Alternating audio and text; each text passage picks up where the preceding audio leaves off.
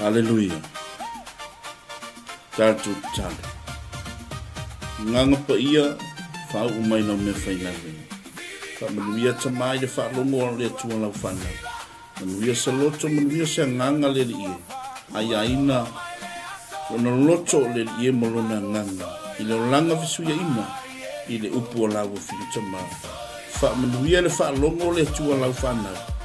E ala i lo feta lai mai le. I ume uma, te le tua sovi ingon o Yesu. Amen, amen. Hallelujah.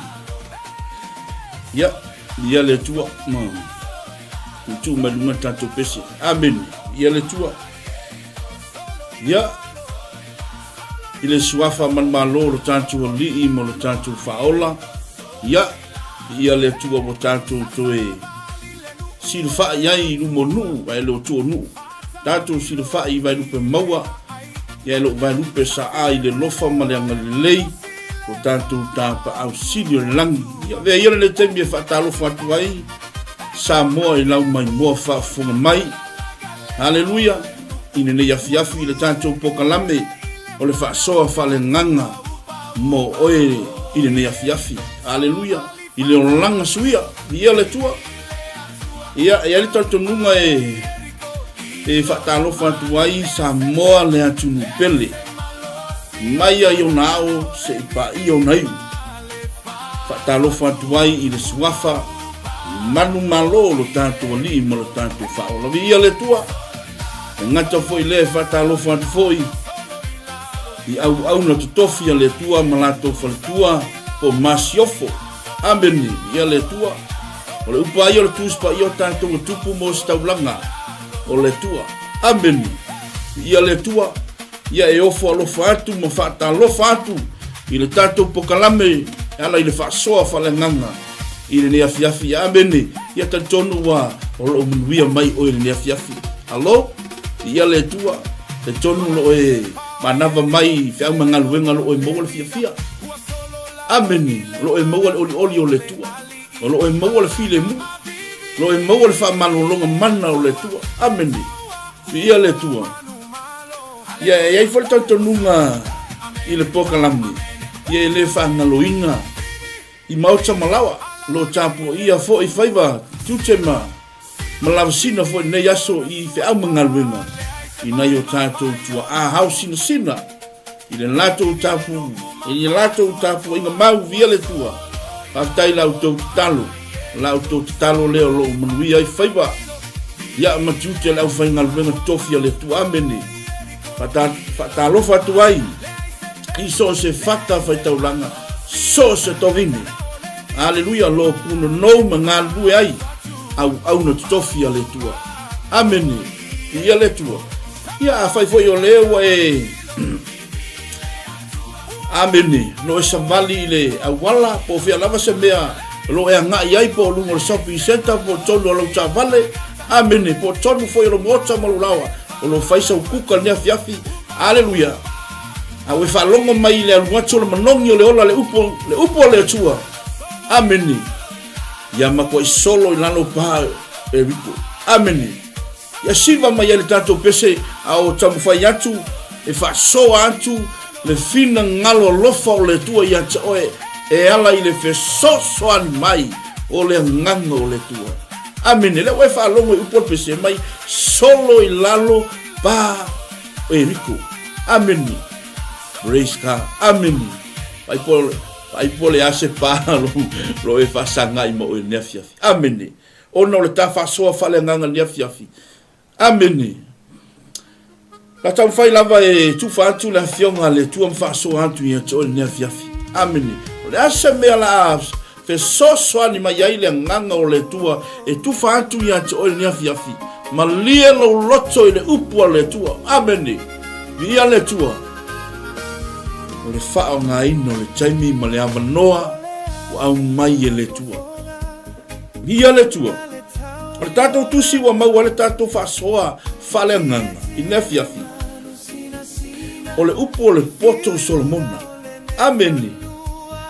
I lona matau pe sumal valu kasi lava le fai upu i fa so atu ia to le fiafi. e ala ile fe soso an mai o le nganga pa ia o le tua tu fatu ia te o ne fiafi ameni ia le tua o lo tau langa o lo tau manwo ameni o lo tau langa le ale tau langa ameni le upu le tua ameni lo tau langa pe le au fai ngalwenga le tua lo tau manwo pe le tua ia choe foi mai ameni wala lava ia le lano langi ameni foi mai i le tua a fai le te la ngona le fasoa fa le nganga e ala ile upu fa wina le tua ameni le fasoa fa le nganga ameni o le tau alanga lo tau alanga pea tau manwo le tua ia choe e ala ile faulta o le upo poto Solomona la maua se tato fasoa fa le nganga tasi lava se fai upu fai tawino nea fiafi ameni ile fai upu e lua suma tasi e lo fa pe mai o le ochi ma le ola lo i le pule o le lau fai bai o e manana o iai la tau te ai i lona fua se toi fa fonga tasi mai se toi fai tawina le afiona le tua o le ochi ma le ola lo i le pule o le lau fai bai o e manana o iai la tau te ai i lona fua fa manuia mai le tua e ala i le fai tawina lava fionga pa ia ia foi pe i le tua lo lava viina nei maso malava se ia o i le fa vau lava ameni via le tua fa soa fa le nganga mo oil ne fiafi wa mai oil ne fiafi ameni le langa suia aleluia o le feau o le taimi ameni le langa suia ameni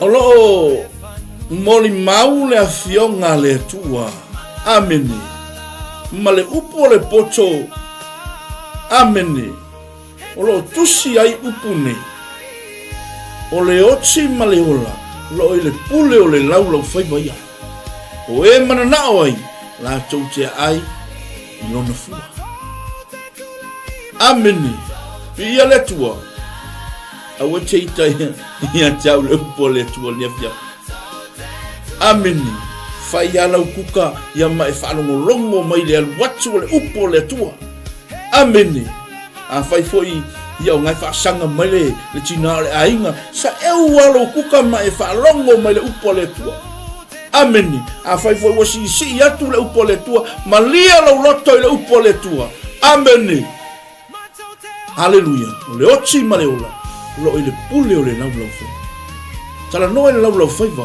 ameni o malamalama umata tau haleluia i lea fasi fai tau lo tono le afionga pa ia o le upo le poto awa mai le upo le poto ameni ya wa mai ya che o ya wa mai ya chao lo fa tonu folau mai le afionga le tua ya che o haleluia mo changacha ile ne fiafi ameni le ochi maleola lo le pule lo fai ameni tu lo le mai mo fa fonga mai o le aingo le tua ai mesel mai mo fa fonga mai so tatu atu nu pele o Samoa vi ia le tua so se tafa o le nei na lo langi mo le ke lope a fai leche ma hua mai le leo le auna le tua i le fiafi le alwatu o le manongi le ola le upo le tua o le ochi ma le ola lo le pule lo fai ameni a fai la ngai sa e ula kuka po ngake ngofo mai i lu molo siti room ameni e fai a me kango i folo lo fai va se tulo ameni la ngor kamale ameni o le kamale le fa kupua le ves ele shevi ameni ele shevi al kama alma pa ko koki ya fa pele lo kama ameni ia le tua la ngol upo le tua o le tafasoa falenga le langa suia amen o le la unga ya tso ele upo le tua o le foi la unga le foi fe au le upo le tua amen ele o ngau ko via le tua le langa suia le otsi ma le ola lo le pule o le lau foi Haleluya, fai foi ma kaunso fo e tatou lau faiva, amene. Nanga leise se kaunso inga, amene. O amene. A fai o kaufu vave, amene. Ia kaun fai fasilo. Ia le tua le fia. Se o kama le o lau faiva. Haleluya, malepe ai mea, male angai mea, malepe lepe, mwai ko kele. Amen. So se fala potonga amen. O le alava se me wale lei amen e kama fai lava kamalea. Lau fai vai. Talepe. Le ngai manga ia le upo le tua lo moli mau. Le tusi na male fata oto. Ta upo e fafa upo lo suma ton. Fa mea mai ia sini ona le wina le loto. Amen. Wa tupu mai ia le amio. Haleluya. Leo I. Amen. Leo mamaka amene. O mea uma tu chino. Hallelujah. Leo mea uma. Ava aina mea le tara no ia le upol poto Solomona. Hallelujah. Le fa pe mai le upol poto Solomona. Ia sili ona leo ina le loto. Aisea. Awa afa pe lo ele le winga ka kulta to loto.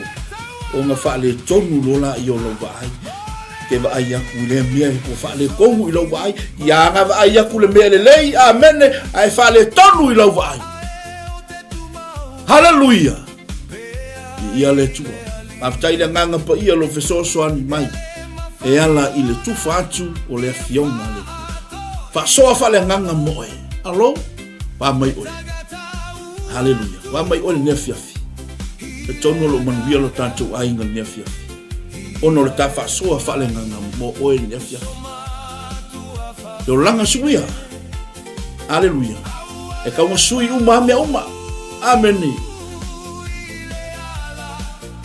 o le otsi maleola lo ole pule ole lau faiba kile ka ka feo ki kamale o lau faiba haleluya ke lo ele me makua malosi le mele amen haleluya e sidi aku le makua ki nga o evi i se kala e fai se sia no le saulo nga ka o se la au se tu amen e sidi aku le ki nga o le upo le tangata e fai ate oe aisea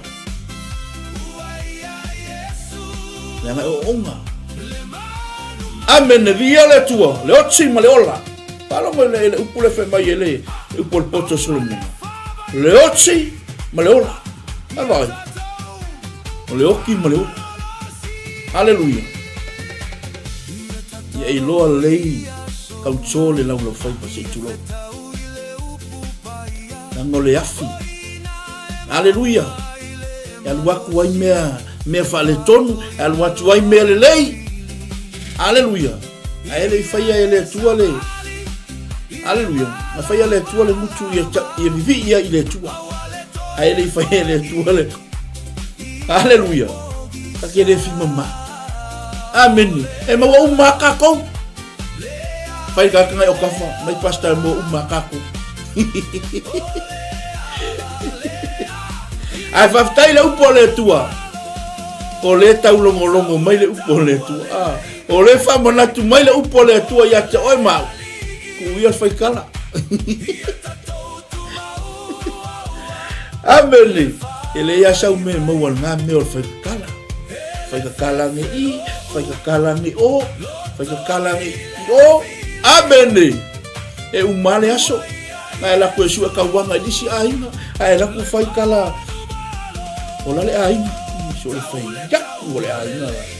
Kwa mago fo se fal palangi so le ame yo. Ia le tua. Kwa mago fo se piki apu. Ai de anu. O le soi fuanga le tatu te ola.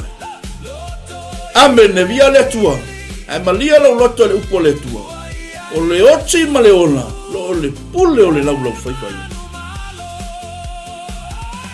E longo vina. Lo tala noa mai le upo le tua ia te oi ma. Ka mua o e kauntuolo o e lau fai fai se tulo. Aleluia. Ele lo sa kala e fai ke ale wo fai kala apa mala fai. Ia le tua paso a fale nganga mo o le fiafi. Le olanga suia. Sui fai kala. Aleluia. Ele ia lo fai kala i mele. Amele via le tua. Alo fai kala le i mele le. Ola. Si e fe akuia la ke alo kai kai sa uni. Aka. O koe ai oki. I fe akuia la fai fe au ia ke oe.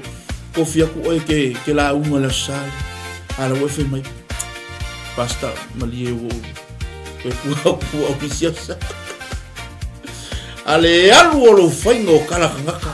Oka. We fai kala si fai fe au. Ameni. We fai kala si fai kua. Aleluia. Fai foi mai fai ngaka ngai mai fala ngolomo mai au ka so mo umma kako mo le kako nge fia fiso au ko fai kako kala fa fia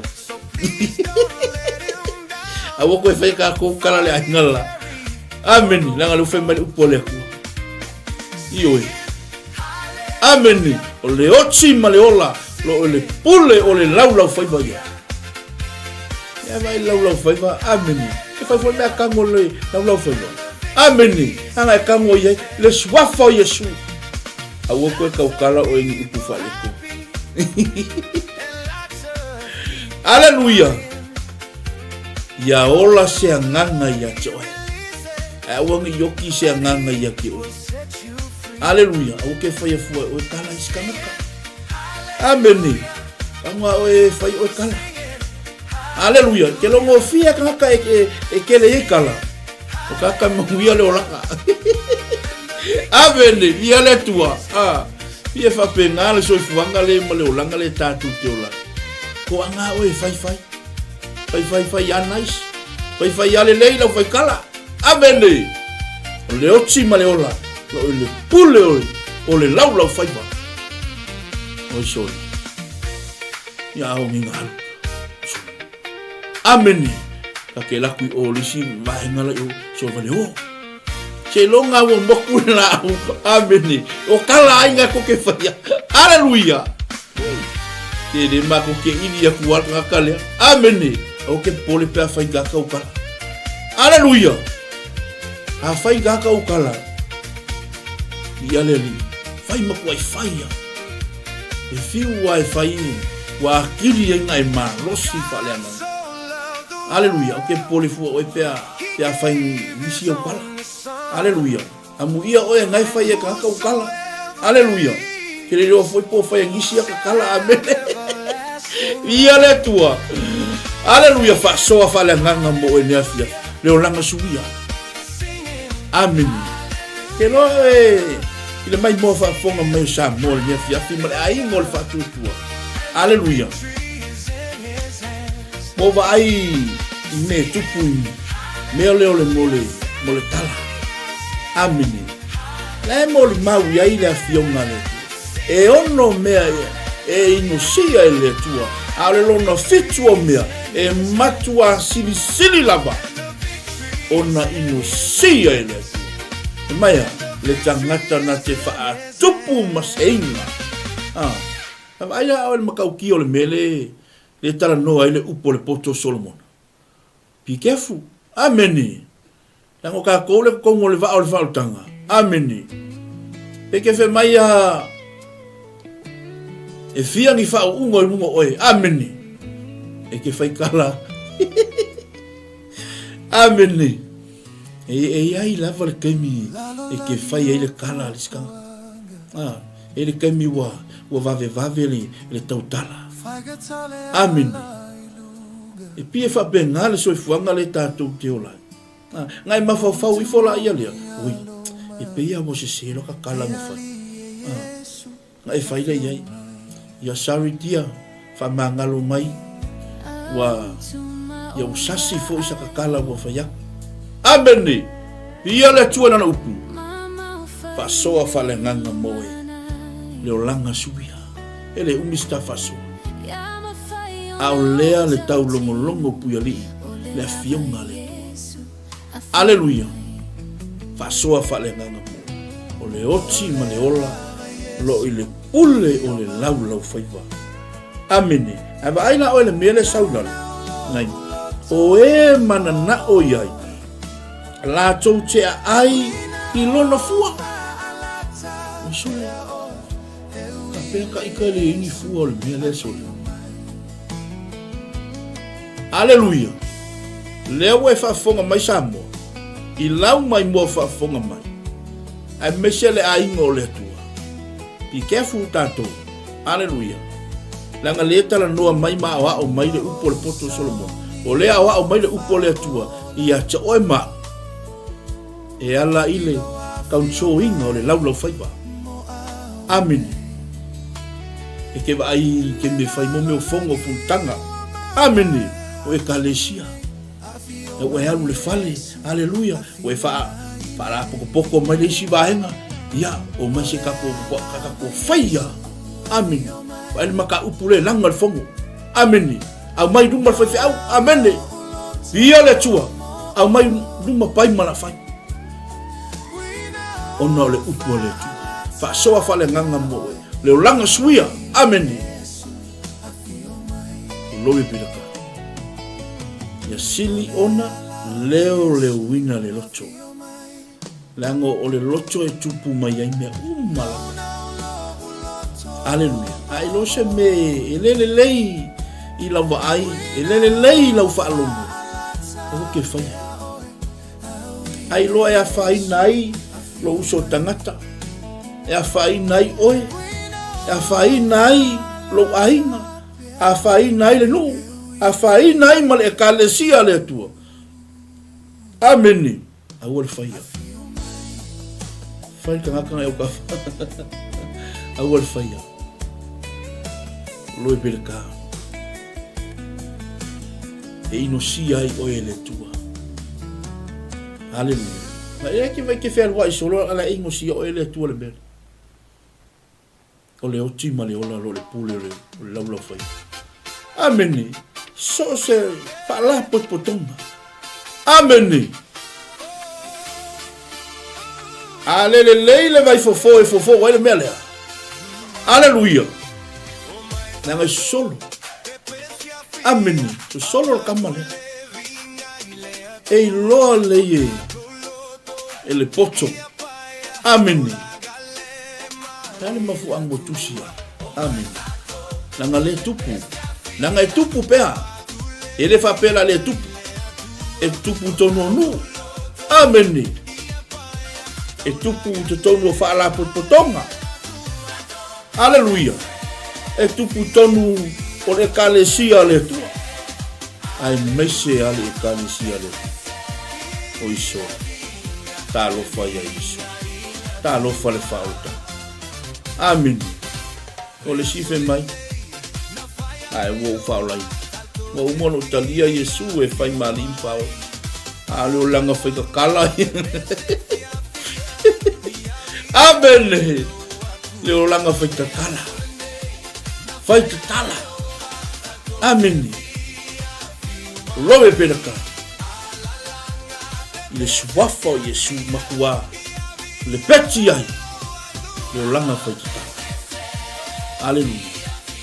Ke lo ele. Kasi lea. Fasi o tangata mua. O lo fai o le. Amen. O lo fai o le kala o liska maka. O lo fai o le kala ele mongi. O lo fai o le tala pepelo. Alwaku lis pepelo. Papa ibunga lis pepelo. Alwaku le vaiaso. Ma le pepelo. Ma lisi vaiaso. Ma le pepelo. Pa yaku ale au ngale ku ofesa iai. Aleluia. Ya fai mai dunga lis pepelo. Amen. Aquele filho má. Ilu mole. Aleluia. Afika ile upo le tua le au au mai. Saka fai fo ila mai kemi ka kile I faloi. Momor pepelo. Ai va vetai le upo le tua. O le au mai le upo le tua. Au ia to pepelo. Amen. O fia ni kanga kai o kongo le falo kanga. O fai ane me pepelo. Amen. Aleluia. E o al falo kanga. Makau ave ngai me le o pepelo. E o ene loku. Amen. Ya mafai ngai me o fai kakala. Aleluia. Ai ke lo o el ma ngai o le mele tala no ai ile apostolo Jacopo. Amen. Kanga fai tau o le ma ngai o le tusila. Amen. Ia le tua. Lore berka. Le tusila ali Jacopo. O fa pe mai. Jacopo momo l'apostolo. Amen. Alona fai upu e se fulu malaiba. Le la fai tau natu. Aleluia. O le nei o usoe pele. Ia tai tasi le tangata ma whaatalise o na whaalongolongo. Ia whaangese o na tautalatu. Ia whaangese o na ita. Amen. Ola. Mai vai. Fai foi ma whaangese. Whaalonga le upo le tua. O le nei o usoe pele. Ia tai tasi le tangata ma whaatalise o na whaalongolongo. Fai foi ma leila whaalongo. Amen. Whaatalise o na loi vina ka. Lau whaalongo. Whaangese o na tautala.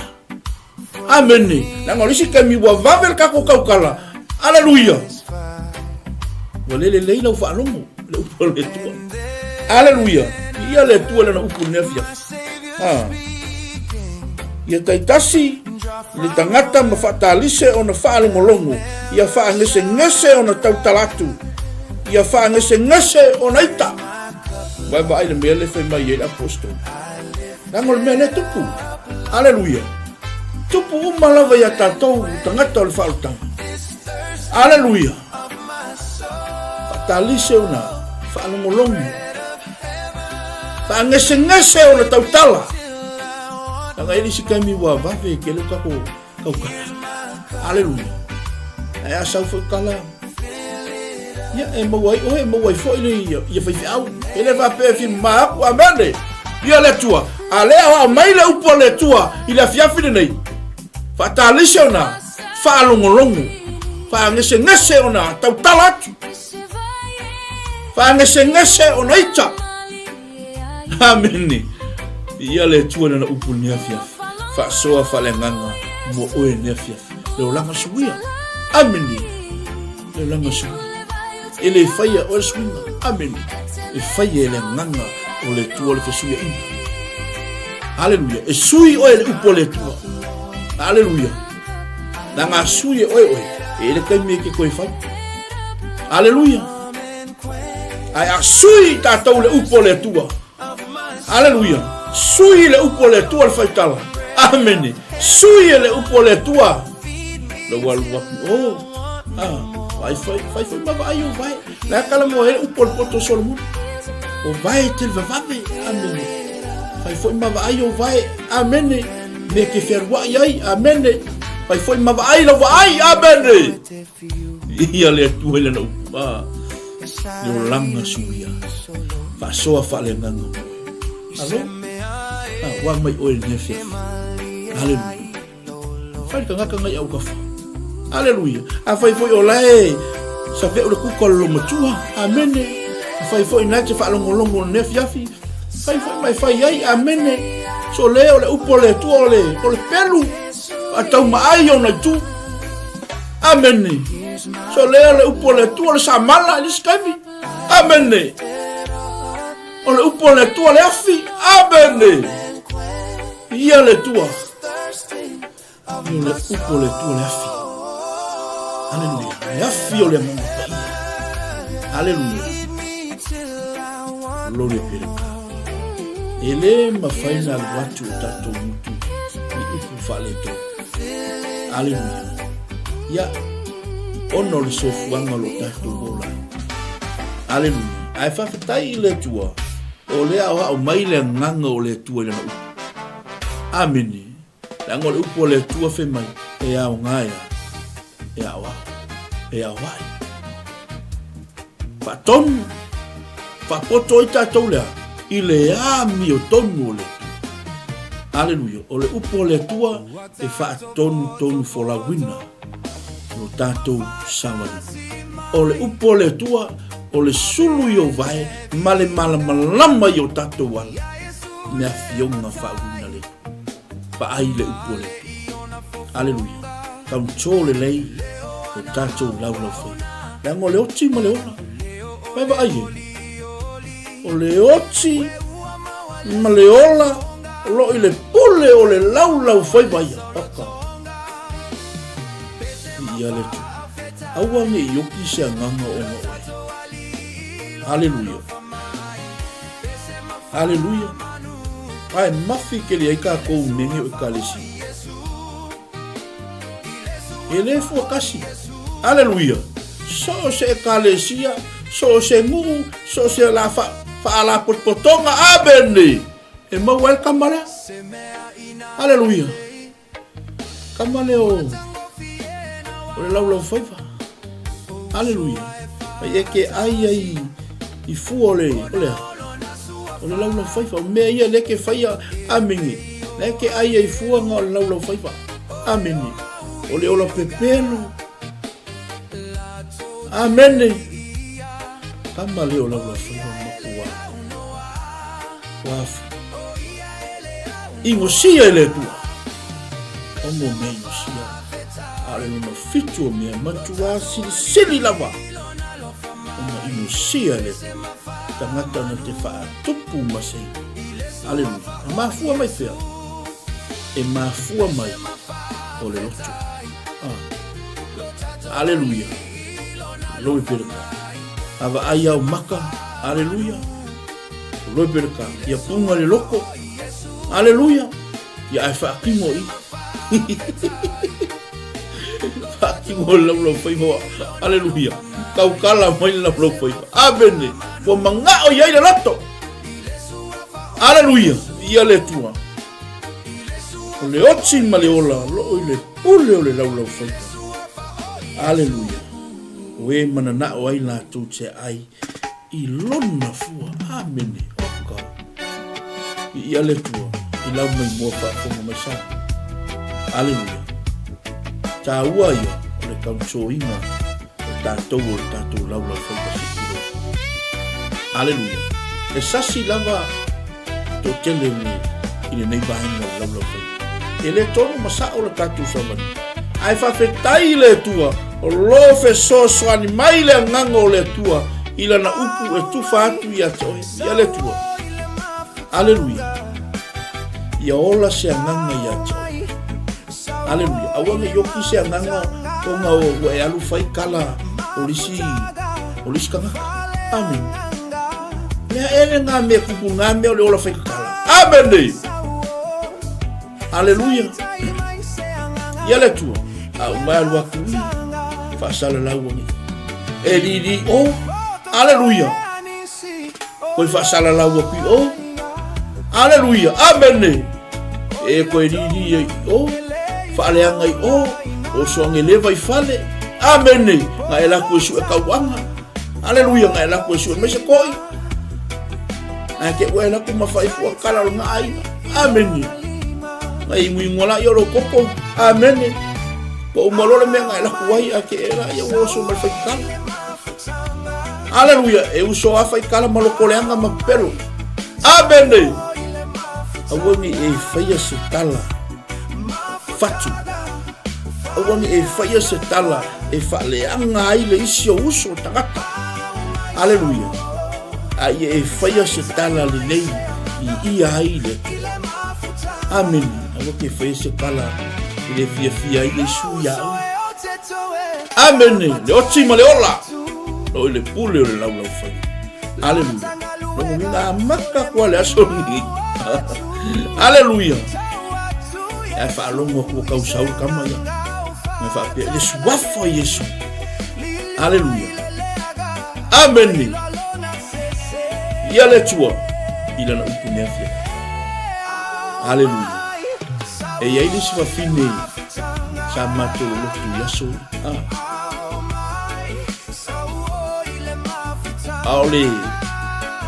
Ale lo matua le, o matua si lo matua. Amen.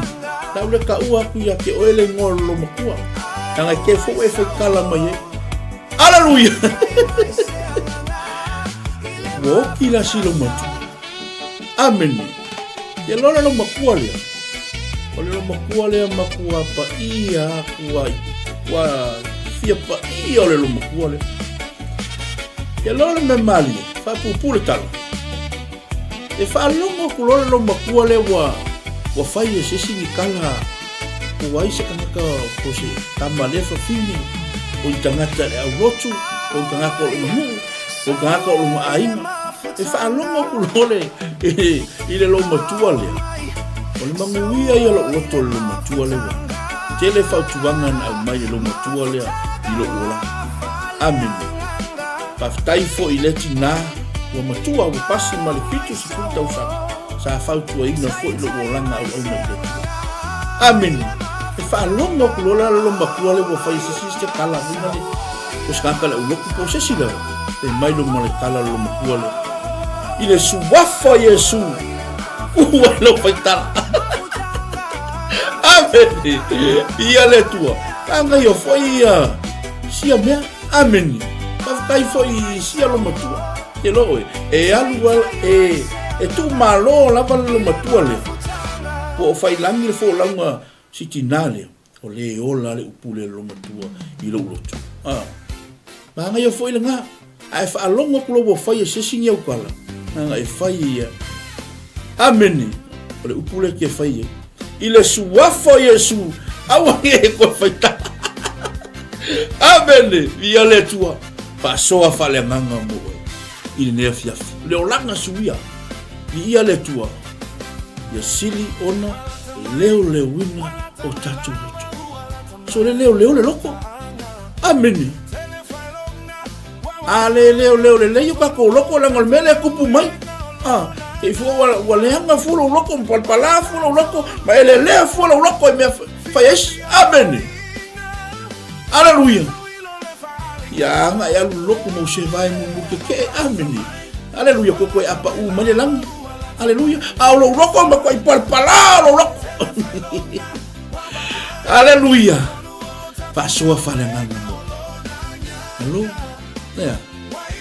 Wala ba mo. Amen. Malia lo loto ona le upoletu. Ke kwa mangai yang ka wa. Nga le upoletu o le peru e whaatau maai una tu. Mania lo loto. Aleluia. O le upo le tua.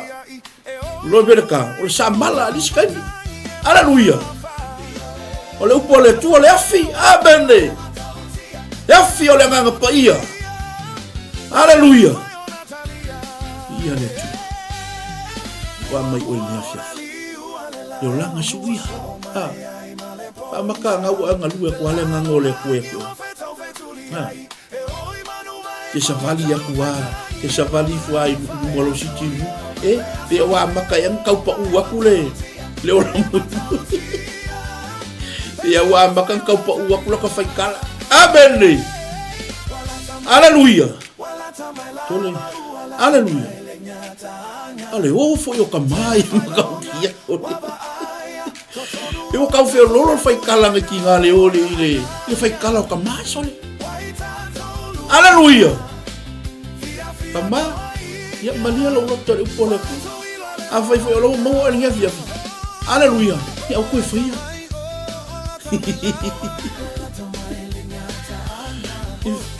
Ta fa pe ka ika ngau au ki mai mo ngi me fai kala.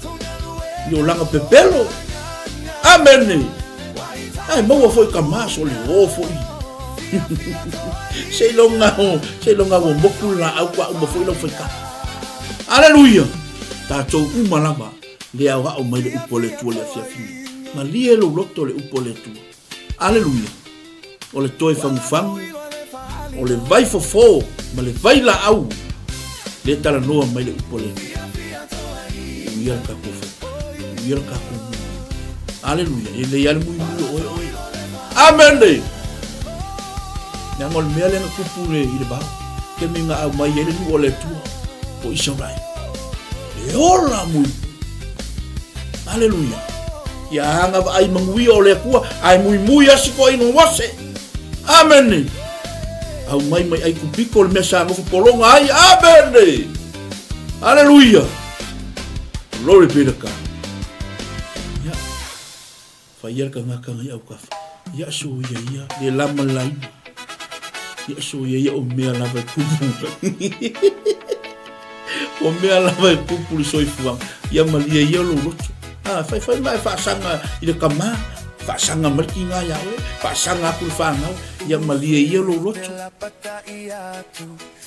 loto me tupu so ifuang ya wo ko fa ya nga le fe mai ko le ko ya vi ya le tua ya fa tai ni nganga o le tua ilana upu fa wina le fiafi aleluia fa soa fa le nganga mo oil le fiafi le o lama su ya via le tua le tato pokalambe le le fiafi ya dia fo ilo ngalo le fiafi na fo isa mai mo fa fo mai na fai fo i was si yantu le aleluia ona ole upu le tua malia lo loto le upu le tua ele tau fia le upu le tua aleluia la ngol upo le tua e ola i tatu aleluia e ola i o tatu aleluia anga o ma teu tatu le upo le a o nga fua ka ko teu tatu le tua aleluia teu le upo le tua ina ia fua atini mai aleluia ia le tua lo birka ia fa malu atu Samoa i lau mai moa malau fa sau mai mea fia ia la fo se upu wa o le tau tamali i lau mai moa fa fonga mai mea fia ia fale o le tua lo fina ngalo mea fia ai fa manui atu le tua ia te o to umalava na mafuta mai mea fia ia anga le atu le tua ma fa manui atu le tua i to tono to ai ia fo i fa malolonga mana le tua ia te oe molu ai tali tonu ile upo le tua lo yele manna le upo le tua aleluia lo yele tali o fa fitau le upo le lo yele malo longa o tatu nganga ile upo le tua aleluia lo yele fa malo longa manna i to tonu o le upo le tua lo yele tali o fa fitau lo yele tali o lo mana onga na lo mana onga le fa aleluia ya manucha le ina la fa so saunga sa mo le fa ai mesele ai o le tua ya ia le tua anga le tua i pokalame foi o tuto ni afiafi ya fama wi atele atu le tua ia te o ni afiafi mo wai God bless you hallelujah ai tato setal macho fa tai tele tamai ha upu ni afiafi ta tai tamai na fe au o macho fa longo i lo wa o mai le tua ya te macho le i le ala mato te uiai i le ala mato tau na mato faia le tua ina ia fia mai ai lau fio ya te mato fa mangalo fo i mato le tua le fa nau o sala tama ai tele ma lunga le tua so vi manuia au na tofi manuia Samoa le tua yo alofa fa manuia lo nu ya Israel tama manuia le lalo langi atoa ma le atu lau malava ia lo file mu lo mato tua talo ma vala au i lamu fio o se kasi o mai le afia pa ifo pa yatu le mana o lau fa malo longa le afia ya wala atu le tua i la upu i o rafa o le fa malo longa le afia tama fa manuia ya i la to umalava malato mafuta man le afia malato fa longo i la upu le afia tama ya ai ina loto o lau fa nau i le afia i la upu tama tele ma walunga le tua sovi inga ni afiafi fo i mailo matou fatauva ono lu swafa Yesu wala tual talo ni afiafi nei masu malava sia o le whaavau lava. Amen, amen. Ya, God bless all. Shalom, shalom. Bia le tua, bia tu le tua ya joy. Malu ai. Amen. Bia le tua. Alofa te le atu moto. Shalom. Love is the key of everything I do. Jesus is the source of it all. Love is the key of everything I do. Jesus is the source of it all. Ole alofa, ole ki, omia uma o te whaia, Yesu, Hallelujah. omia uma. Pai lava sina tō tele o tātou. Loo mai moa mwhawhonga mai le i le tātou ko kalamu. Ia ngā manu fo le taimi. Sina fia i le tua lo i moa le mea fiafi. Aia whamuhui atu le tua i a te utou. O tele lava i tātou lo mai moa whawhonga mai le upo le tua. Ia le tua. Hallelujah. Whamuhui atu le tua i a te oe. I thank God for you, for the things you have done. Siva ma le tātou pese. The things you have Whaumatuari done. tātou ko kalame i tātou pese. Hallelujah. I thank God for you, for the things you have done, Amen. the things you have done in His name. I thank God for you, for the things you have done, the things you have done in His name. Hallelujah. Siva mai e tātou pese. Amen.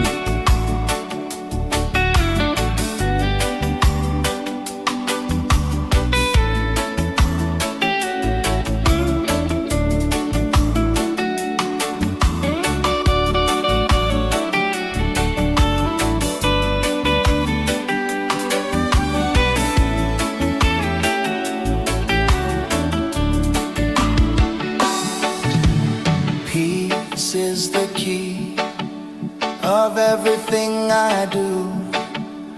Jesus is the source of it all. Peace is the key of everything I do. Jesus is the source of it all.